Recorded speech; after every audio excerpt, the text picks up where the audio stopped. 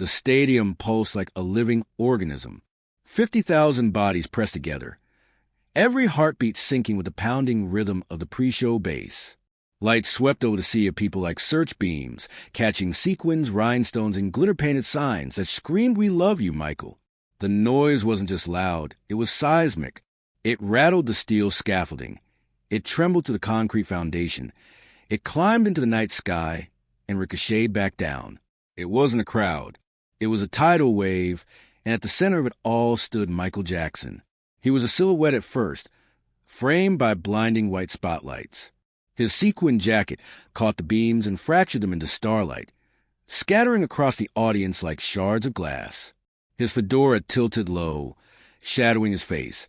But everyone in that stadium already knew every line, every angle, every move he was about to make. He stood completely still, and the roar doubled, as if 50,000 people had agreed that silence was no longer an option.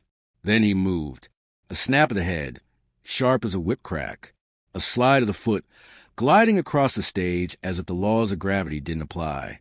The opening notes of Man in the Mirror thundered from the band, and Michael's voice soared, pure and cutting, through the charged air. The audience erupted into a storm of screams, tears, and hands raised the sky. For the first 15 minutes, it was textbook perfection. Every note flawless, every move electric, every beat matched with choreography so sharp it looked like the music was bending around him. From backstage, crew members watched with the quiet awe of men and women who had seen the impossible, so often it should have felt ordinary, but never did. "He's in rare form tonight," one whispered to another. The backup singers, harmonizing behind him, exchanged knowing glances. When Michael was this locked in, this precise, it was like being caught in the wake of a hurricane. Nothing could touch him. Nothing could break him. Or so they thought. Half an hour into the show, the set shifted gears. The stage lights dimmed to a midnight blue, smoke curling at Michael's ankles like restless spirits.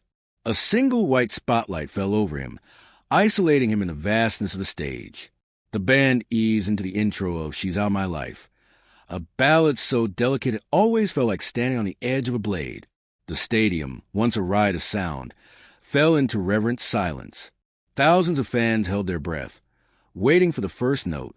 Michael closed his eyes and raised a microphone to his lips. His chest rose, expanded, and then the first line came out like silk, fragile but steady. The crowd exhaled in relief. He poured himself into the song, each word drenched in emotion.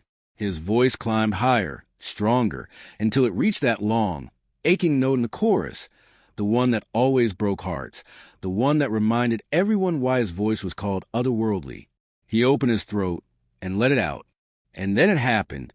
His voice cracked. Not a soft slip, not a minor wobble that could be disguised in the swell of the band. It was sharp, sudden, unmistakable, like a glass shattering in a silent room. The note splintered halfway through, dropping out into a raw, broken sound that pierced through the stadium. Every microphone, every speaker, every amplifier caught it and magnified it until there was no escape. 50,000 people heard it. Michael froze. The microphone trembled in his hand. His eyes widened, reflecting the blinding light, and for the first time in years, he looked not like a superstar, not like the king of pop, but like a man caught completely off guard. His body stiffened, his other hand clenched into a fist. He could feel the weight of every stare in the arena pressing down on him. The band kept playing, trying to cushion the blow, but the damage was done. The air shifted instantly, a ripple of confusion sweeping through the audience. Gasps cut through the silence, followed by a stunned hush. It wasn't supposed to happen. Michael Jackson didn't crack. He was flawless. He was untouchable. And yet here he was, standing center stage, exposed by a single faltered note. For a heartbeat, he thought about powering through, pretending it hadn't happened. But his throat felt tight, his lungs constricted, his confidence sliced open. He lowered the microphone slightly, just enough that the cameras caught the subtle drop. His mind raced. Did they hear it? Of course they heard it. Everyone heard it. From the third row, a woman covered her mouth with both hands. She had followed him from city to city, chasing perfection she always found in his shows, And now she was staring at the unimaginable. Up in the nosebleed seats, a teenager clutched her homemade banner, so tightly the cardboard bent. A father with his young son exchanged a look that asked silently, "Did that just happen?" Michael swallowed hard, his atoms apple bobbing under the spotlight. Sweat dripped down his temple, though he wasn't sure if it was from the heat of the lights or the firestorm raging inside his chest. He had spent his entire life mastering every sound, every breath, every gesture. Perfection wasn't just an expectation. It was his identity. And now, in front of the largest crowd of the tour, it had cracked open. Seconds stretched into eternity. The silence of 50,000 people was louder than any scream he had ever heard. His legs threatened to give out. He steadied himself by shifting his weight, but the microphone still trembled. He looked down at the stage floor. Anywhere but at the eyes he felt burning into him. For the first time in years, Michael Jackson, the untouchable star, the man who had moonwalked his way into legend, felt naked, vulnerable, human, and the night was only beginning. If you're enjoying this story, please subscribe to support the channel. The crack hung in the air like a lightning strike that refused to fade. For a second, it seemed impossible that something so small, so fleeting, a single broken note, could shift away an entire stadium. Yet it had. 50,000 people who only moments ago had been swept up in the flawless current of Michael's performance were now caught in the undertow of stunned silence. The band kept going, their eyes flicking toward him in worried glances. The drummer softened his hits. The bass player hesitated on the downbeat, stretching notes to give Michael space. But nothing could erase what had just happened. No perfectly timed chord, no smooth fill, could mask the sharpness of that imperfection. Michael's throat tightened. He lowered the microphone slightly, his eyes darting toward the shadows at the edge of the stage where his crew stood frozen. He had seen that look before, not from them, but in his own mirror. The look that asked, "Are you losing it?" His mind spun backward through years of training, of rehearsals where mistakes weren't tolerated, where perfection was drilled so deep it became second nature. A cracked note in rehearsal meant hours of repetition until the muscles obeyed. But this wasn't rehearsal. This was the biggest audience of the tour. And his body, the body that had carried him through decades of triumphs, of record-breaking performances, had betrayed him. What if it happens again? The thought stabbed into him like ice. The silence pressed down heavier with each passing second. It was no longer the charged anticipation of fans waiting for their idol to continue. It was something more fragile, more uncertain. Murmurs began to ripple through the crowd, carried on the still air. From the front rows, he could see lips moving, eyes narrowing, hands clutching at programs and cameras. Some fans leaned toward one another, whispering. He didn't have to hear the words. He knew them already. Is he sick? Did he lose it? What's happening? Every whisper cut him deeper than a scream. Michael tried to inhale, but the breath caught halfway, sticking in his throat. The spotlight burned hotter, harsh against his skin, turning the beads of sweat along his hairline into rivers. He wanted to wipe them away, but his hand was frozen at his side, stiff and useless. The microphone, his weapon and his shield, felt like lead in his hand. The audience was shifting. The ones in the back craned their necks, trying to see what was happening on stage. Cameramen zoomed in, broadcasting his every blink, his every twitch, onto colossal jumbotron above. His vulnerability was magnified 100 feet tall, inescapable. There was nowhere to hide. Michael's eyes found the floor again. The wood panels beneath his feet, painted glossy black to catch the lights, reflected his outline like a ghost. He stared at it, desperate to ground himself, but all he saw was a man who suddenly didn't look like Michael Jackson at all. The memory of his childhood training surged up without warning. Joseph's voice in his head. If you're not perfect, you're nothing. Do it again. Again. Again. He had carried that weight into every rehearsal, every show, every public appearance. For decades, he had worn perfection like armor. And tonight, on this stage, before tens of thousands, that armor had cracked. The silence deepened. A teenage girl in the second tier clutched her friend's hand. She had traveled across states, spent her savings just to see him live. Now her eyes darted nervously.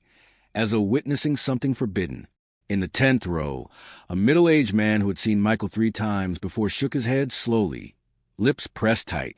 On the floor level, a mother held her daughter close, whispering that it was okay, that even Michael Jackson was human. Human. The word echoed in Michael's mind like an accusation. He wanted to vanish, to let the lights go out, the curtain drop, the stage sink into the ground and swallow him whole. He wanted to be anywhere but here, standing under a glare that demanded flawlessness and offered no mercy. His chest ached with the pressure of it. The band leader, sensing the growing unease, took a cautious step forward, tilting his head as if to ask, "Do you want us to stop?" Michael's eyes flicked toward him, but no words came. His voice, the one that had carried him through decades, had abandoned him. He could only shake his head, a barely perceptible motion. Seconds dragged like hours. Then, somewhere in the distance, maybe from the front rows, maybe higher up, a voice pierced the hush. "Hi," trembling, desperate. "We love you, Michael." It was only one voice, one fan, drowning in a sea of silence. But it landed like a lifeline. Michael's head snapped up, eyes scanning the crowd, searching for the source. He couldn't find them, not in the blinding wash of the lights, but he felt the words hit him like oxygen filling starving lungs. The silence wavered. A few others echoed it, timid at first. "We love you, Michael." "It's okay." Then the murmurs began to change. They weren't whispers of doubt anymore. They were whispers of reassurance. Michael blinked hard. He hadn't expected mercy. He hadn't expected forgiveness. All his life, perfection was the only currency that mattered. And here, at this moment of fracture, the crowd was offering something else. Something he wasn't sure he deserved. His chest tightened again, but this time it wasn't fear. It was something closer to grief, mixed with gratitude, tangled so tightly he couldn't tell where one ended and the other began. But he wasn't ready. Not yet. The silence still lingered, heavy with expectation, and though the first sparks of compassion were flickering, he couldn't shake the weight of the failure. His fingers squeezed a microphone until his knuckles whitened. His lips parted, but no sound came. He lowered his head again, trembling. The moment balanced on a knife's edge. One wrong move, one step backward, and it could collapse into disaster. The crowd was waiting. The band was waiting. The world was waiting. And Michael Jackson, for the first time in his legendary career, didn't know what to do next. The first "We love you, Michael" hovered in the rafters like a single candle in a power outage. It didn't banish the dark, but it proved light was still possible. A second voice answered from another corner of the arena, then a third, shaky, earnest, almost apologetic for breaking the silence. Michael heard each one as if it were whispered into his ear. He didn't move. The instinct to retreat still dug its claws in, but the sound kept coming. Row by row, section by section, tiny pockets of courage formed. A girl in a denim jacket stood on her seat, hands cupped to her mouth, and cried, "It's okay." A man with salt and pepper hair lifted a lighter skyward. Old ritual, old language, and its flicker caught on cameras and screens. A mother hoisted her son onto her hip. The boy waved a homemade sign that read, in thick marker letters, "You're not alone." The words hit Michael like a remembered melody. The band leader kept the chords soft, holding the song in an open palm instead of clenched fist. The drummer brushed the snare, as if afraid to wake a sleeping room. The background singers, eyes wet, hummed just enough to remind the air that music still lived here. Offstage, a lighting tech dialed the glare down. The cone of white on Michael thinned, widened, softened. Suddenly it didn't feel like an interrogation lamp. It felt like a moon. Michael unclenched a hand at his side. He hadn't realized how hard it was gripping nothing. He drew half a breath, then stalled, ribs tight with fear. The crowd felt the stutter and answered it with something unthinkable at the start of the night: restraint. Instead of surging into a chant that would swallow him whole, they waited. Tens of thousands waiting, not for perfection, but for him. From the front rows, a woman with a cherry red scarf began to clap. Not the thunderclap of demand. A heartbeat clap. Slow, steady, compassion, in rhythm. People around her picked it up, palms meeting in careful sync, a gentle metronome for courage. It rolled outward in concentric circles, soft as a tide, until the entire floor level was breathing together through their hands. Michael lifted his head. The Jumbotron caught it, and the whole building exhaled. He could feel tears pricking hot at the edges of his eyes. He blinked once, twice, and the world steadied. The cracked note still rang in his memory. Humiliating, bare. Yet from that fracture something new was pouring in. He realized, with a shock that made him sway, that the audience was protecting him, guarding the quiet, so he could find his way back. You asked for flawlessness, and they answered with love. His mind whispered, "What are you going to do with it?" In the wings, the tour manager touched his headset. "Hold," he murmured to no one and everyone. "No cuts, no blackouts, no emergency patter from the MC. Let the moment breathe." A security guard at the barricade leaned toward the stage, eyes soft where they were usually scanning for threats. "Take your time, sir," he mouthed. Michael brought the mic an inch closer. The arena leaned in with it. He swallowed, the sound loud inside his own skull, and tried a wordless sound, a test note, low and brief. It didn't crack. His shoulders dropped half an inch. He pressed his palm to his chest, a gesture as ancient as prayer, and let the crowd see it. The screen magnified the touch, a man grounding himself. Somewhere high up in the cheap seats, a child's voice broke loose. Clear, bright, impossible to ignore. "We believe in you." The sound arrowed through steel and smoke, past scaffolding and banners, and found its target. Michael closed his eyes. Something eased. He pictured the child's small lungs filling to push that sentence out into the cavern of the night. He pictured the hand that steadied the child, the parent who chose tenderness over critique. The image cracked open the cage around his heart. He lifted the mic all the way, not to sing yet, to speak. "Thank you," he said. The words were small and human. They landed like rain on summer dust. A cheer swelled, loud but contained, like a wave that knows exactly where to break. It washed him and receded, leaving space. He licked dry lips. "I—" His voice thinned, threatened to splinter, and he stopped. The crowd did not flinch. No nervous laughter, no pitying groan. They returned the heartbeat clap, slower now, softer still, until the room pulsed at a calmer tempo. Michael nodded once, to them, to the band, to himself. He took a fuller breath, feeling the diaphragm expand, the ribs unlock. The band leader, reading his chest the way sailors read weather, held the chord again and lifted his chin as if to say, "We're here." Michael lowered the mic and looked out, really looked, not at the mass, but at faces. A teenager with glitter under her eyes, an elderly couple holding hands, a trio of friends in matching jackets. The boy with the "You're Not Alone" sign, now wobbling because his arms were tired, and he refused to lower them. He felt the old scripts trying to assert themselves. Hide, smile, pretend nothing happened, hit the mark, be the machine. He let the scripts pass like trains he was not boarding. He turned to the background singers. One of them, Alicia, gave him a nod so slight most would miss it. Her lips shaped the words, "We got you." He looked at the drummer. The man twirled a brush and lifted his eyebrows in a question that was also a vow. "Your pace is our pace." Michael stepped back from the center mark.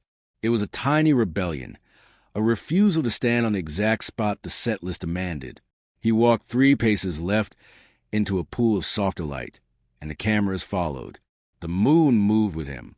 "Sometimes," he said, voice steadier now, "your heart gets ahead of your voice." The crowd laughed, not at him, but with relief, like a valve opening. He smiled, small and unguarded, and the screens turned it into a continent. "I heard you," he added, touching his ear. "Thank you for holding me up." Somewhere, someone began to chant his name. It rose, cresting, eager to prove devotion, and for the first time in his career he lifted a hand, not to conduct it higher, but to hush it. The chant faded obediently, replaced by that patient, living quiet. He glanced at the band leader. The man's hand hovered, waiting for a cue. Michael shook his head. Not yet. He needed one more bridge, not musical, human. He sat on the edge of the stage, dangling his feet over the gap, Gasps flooded the front rows. Hands reached up, then politely stopped themselves. He was close enough now to see chipped nail polish, freckles, the stitching on a fan home-sewn MJ patch. A woman in the aisle, tears tracking mascara onto her cheeks, whispered, "We're here." Michael nodded. "I can feel that." He turned the mic toward the audience, not for call and response theatrics, but as if offering them a share of the weight. The gesture changed the geometry of the night. No longer performer facing consumers, a circle, imperfect and open. He lifted the mic back. "Let's take it slow," he said to the band, but he didn't look away from the crowd as he said it. He wanted them to hear the request and know it was for all of them. The drummer brushed a heartbeat. The keys held a chord like a hand. The bass tiptoed back in, cautious and warm. The background singers hummed a vowel. No words yet, just breath turned into tone. Michael breathed with them. In, out, in, out. He placed his free hand flat against the stage, feeling the thrum through wood and steel, the hum of electricity, the faint tremor of 50,000 bodies choosing gentleness. He tried a note again, quieter than any note he had sung that night. It caught at the edges but did not break. He let it go quickly, refusing to chase the summit. The arena answered with silence that felt like trust. He smiled again, a little crooked. "Okay," he said. "Okay." The word wasn't triumph. It was permission to be here, to be human, to continue. On the screens above, the editors cut away from tight shots of tension, the trembling hand, the sheen of sweat. They framed the boy's sign instead, the mother's steady palm on her child's back, the cherry-red scarf swaying with the slow clap. The story being told in pixels matched the one in the air. Not failure, but a community choosing what to do with it. Michael rose from the edge and stood not on the center mark, but near it, close enough to honor the map, far enough to prove he wouldn't be ruled by it. He nodded to the band leader. The man lifted his hand. The band breathed in together. From the top of the chorus, Michael said softly, "Gentle." The band understood the paradox. From the top did not mean as before. They would start again, but they would not rewind. This time would carry the crack inside it like a vein in marble. He glanced up at the highest seats, as if aiming his next breath there. "With me?" he asked. 50,000 people answered without volume. Yes, the wave had turned. It wasn't thunder. It was tide, patient, powerful, pulling him toward shore. He brought the microphone to his lips, and the room felt unmistakably like a held hand. The band restarted carefully, as if carrying something fragile across a shaking bridge. The drummer brushed the snare in a whisper. The bass tiptoed its way down a line so soft you could feel it more than hear it, and the keys unfurled chords like a blanket. The crowd, all 50,000 of them, held their collective breath, unwilling to shatter the spell. Michael stood in the dimmer pool of light, one foot slightly ahead of the other, posture bent not with defeat, but with the weight of decision. The microphone hovered at his lips. For a second, it looked as if he might falter again. The thought of cracking twice, of confirming his failure, hung like a guillotine blade. But then something shifted. He remembered the child's voice. "We believe in you." He remembered the sign. "You're not alone." And he remembered the slow clap, steady as a heartbeat, proving that perfection wasn't what they had come for tonight. He inhaled, deep and measured. This time he didn't push for the soaring height of a flawless note. He let his voice emerge raw, unvarnished, trembling with sincerity. The first line came like a confession. The second line grew steadier. By the third, the tremor had turned into tone, imperfect but alive. The audience erupted, not in wild cheers that drowned him out, but in a roar of encouragement that seemed to lift his voice rather than bury it. Some sang with him, thousands of voices braided together with his. Others simply swayed, eyes closed, hands on their hearts, feeling the fragile magic unfolding. Michael felt it too. The crack that had humiliated him minutes ago was now the vein of truth running through every lyric. He leaned into it, no longer hiding the imperfections, but shaping them into art. Each time his voice wavered, the crowd support surged, like scaffolding rising beneath him in real time. His body loosened. The stiffness melted from his shoulders. His feet began to move with a rhythm, Small steps at first, then full spins, sharp pops, the old choreography bleeding back in. But it wasn't mechanical. It wasn't the practiced perfection of countless rehearsals. Every move now was fueled by connection, by the energy flowing between stage and stands. At one point, he stopped singing entirely and lowered the mic toward the crowd. 50,000 voices carried the chorus back to him, ragged and off-key, but breathtakingly human. Michael pressed his hand over his mouth. Overcome, he let the sound wash over him, eyes shimmering with tears he didn't bother to hide. The cameras caught it, projecting his trembling smile across the massive screens. "You sound beautiful," he whispered into the mic when the singing ebbed. The stadium roared back, a wave of love breaking over him. The band, sensing the moment, swelled into the bridge. Michael didn't sing the lines as written. Instead, he spoke them, each word thick with gratitude. "I thought I came here tonight to sing for you, but you're singing for me. You've given me the strength to keep going."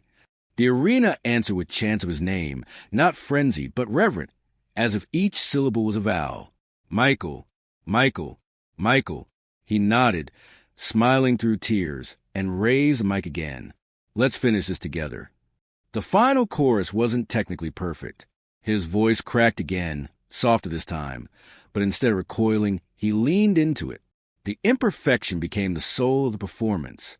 Each note, flawed or not, was saturated with emotion. It wasn't Michael Jackson, the legend, singing now. It was Michael the man, vulnerable, grateful, and fully present. By the end, he was no longer alone on stage. He was part of a single, breathing organism made of 50,000 hearts. The last note faded, not into silence, but into a collective exhale. For a moment, the stadium was utterly still, as if holding on to the fragile beauty of what had just happened. Then, like a dam breaking, the applause surged forward. People screamed, cried, hugged strangers beside them. Some fell to their knees. Others lit lighters and waved them like stars across the darkened bowl of the arena. Michael bowed deeply, one hand pressed to his chest. When he rose, he looked straight into the cameras, straight into the crowd, as if addressing each person individually. "You gave me more tonight than I could ever give you." The ovation thundered on, refusing to end. Crew members at the side of the stage had tears streaming down their faces. Even the hardened security guards were clapping, their usual stoicism shattered by the raw humanity they had just witnessed. Michael stepped back to the center, arms outstretched, soaking in the love. For the first time in years, he didn't feel like he had to earn it. He simply accepted it. The applause refused to die. 5 minutes, 10 minutes. It roared on, not the mechanical clapping of people waiting for an encore, but a living storm of gratitude. 50,000 voices collided into one force, shaking the steel bones of the stadium. Michael stood at center stage, his chest heaving, his sequin jacket shimmering under the softened lights. He looked smaller than he ever had on a stage that large, yet somehow greater than he had ever been. For the first time in decades, he wasn't hiding behind perfection. He was standing in front of them, stripped bare, human, vulnerable. And they were loving him not in spite of that, but because of it. The band had long since set their instruments down. Backup singers wiped their eyes, mascara streaking their cheeks. Crew members leaned against rigging, silently shaking their heads in awe. They all knew they'd just witnessed something that would never happen again. Michael raised a trembling hand, not to silence the crowd, but to acknowledge them. Slowly, the ovation dimmed into a low, steady rumble, a heartbeat for the man on stage. He leaned into the microphone, his voice ragged, his throat raw. "You've reminded me tonight," he said, pausing to steady himself, "that music is not about being perfect." His eyes scanned the stadium, catching faces illuminated by lighters, cell phones, and tears. "It's about being real, and you let me be real tonight." The response was thunderous, but it wasn't wild. It was reverent, almost sacred. The kind of roar that comes not from entertainment, but from communion. Michael stepped back from the microphone and looked around the stage as if seeing it for the first time. The boards beneath his feet, the scaffolding towering above, the lights, the screens, all of it had always been a fortress, a place where he performed untouchable miracles. Tonight, It had become a confessional, and 50,000 strangers had become a congregation. He turned toward the band leader and whispered something. The man nodded, lifted his hand, and the musicians prepared for one final song. But it wasn't the next track on the set list. It wasn't one of the explosive hits designed to end the night in fireworks and frenzy. Michael sat at the edge of the stage, dangling his legs like a child. The stadium erupted at the sight. The king of pop, the most polished performer alive, sitting casually as though he were in someone's living room. He motioned for quiet, and remarkably, they obeyed. With only the faintest accompaniment from keys and a brush snare, Michael began to sing, "You Are Not Alone." His voice wasn't perfect. It wavered, dipped, caught. But the imperfections only made it truer, more devastating. Every word sounded as though it had been ripped straight from the pages of his own heart. The crowd didn't just listen, they joined him. A chorus of thousands rose into the night, surrounding him in a cocoon of sound. It wasn't polished harmony. It wasn't in tune, but it was pure. Michael closed his eyes, tears slipping down his cheeks, and let the voices carry him. For once, he wasn't leading. He was part of them. By the final chorus, the entire stadium was singing, swaying, holding lighters and phones like constellations. Michael's cracked voice blended with theirs, and the line between performer and audience dissolved. It wasn't a concert anymore. It was a moment of shared humanity. When the song ended, silence fell again, not shocked silence this time, but sacred. No one wanted to break it. No one wanted to shatter the fragile beauty of what had just happened. Then, softly, applause began. It swelled, slow at first, then unstoppable, until the stadium shook once more. Michael stood and bowed deeply, holding the gesture longer than he ever had before. When he straightened, his eyes glistened under the lights. He pressed his hand to his chest and whispered, "Thank you." The aftermath. Backstage, the crew moved around in stunned silence. Normally after a show, chatter and laughter filled the corridors. Tonight, people spoke in hushed tones, like witnesses leaving a church. The tour manager leaned against the wall, wiping his eyes. "I've seen him 100 times, he said to no one in particular, but I've never seen that." Word spread quickly. Within hours, fan forums buzzed not with complaints of a broken note, but with awe. "He cracked," one post read, "but it was the most beautiful thing I've ever heard." Another fan wrote, "For the first time, I felt like I wasn't just watching him. I was with him." Music journalists struggled to put it into words. Some called it a breakdown. Others called it the most authentic moment of his career. But everyone agreed on one thing. Something unforgettable had happened. The bootleg recordings, captured on shaky camcorders smuggled past security, became treasures among fans. You could hear it. The sharp crack, the stunned silence, the voices rising in support, the moment when the entire arena shifted from spectators to lifelines. Those recordings circulated for years, whispered about in fan communities like a holy relic. Michael himself spoke little about it in interviews, but to those close to him, he admitted that night had changed him. "I thought people loved me because I was perfect," he told a friend. "Now I know they love me because I'm human." The legacy. In the years that followed, that concert became legend. Fans spoke of it not as a failure, but as proof of Michael's humanity. It became a story told to new generations. The night the king of pop's voice cracked, and instead of rejection, he was met with love. For many, it redefined what it meant to be a performer. It wasn't about flawless execution, but about connection, honesty, vulnerability. That single crack did what thousands of perfect performances never could. It revealed the man behind the myth. Michael himself seemed lighter after that night. He still rehearsed obsessively, still pursued excellence, but he also allowed moments of imperfection to exist. He smiled more on stage. He spoke more openly between songs. He no longer treated a mistake as a catastrophe, but as an invitation. The crack didn't diminish him. It elevated him. That night proved a truth that echoed far beyond music. People don't love you because you're flawless. They love you because you're real.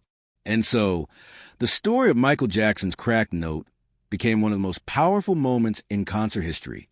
A reminder that even legends are human, and sometimes Being human is the most legendary thing of all. If you like this story, please subscribe to support this channel.